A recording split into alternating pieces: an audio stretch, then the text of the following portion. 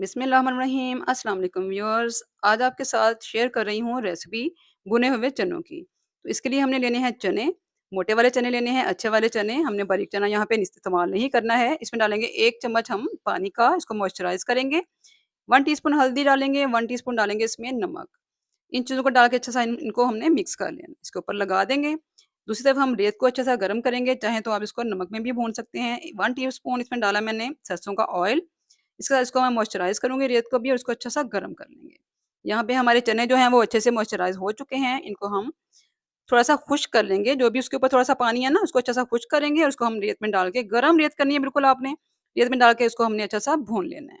इसकी हमने भुनाई करनी है मुसलसल चम्मच चलाते हुए। इसको हमने जब ये फूट जाएँ अच्छे से खिल जाएँ, तो फिर हम इनको निकाल लेंगे। सारे चने हमने यहाँ पे भून लिए हैं। पूरी रेसिपी के लिए आपने चैनल का विज़िट करना है। अल्लाह हाफ़िज़।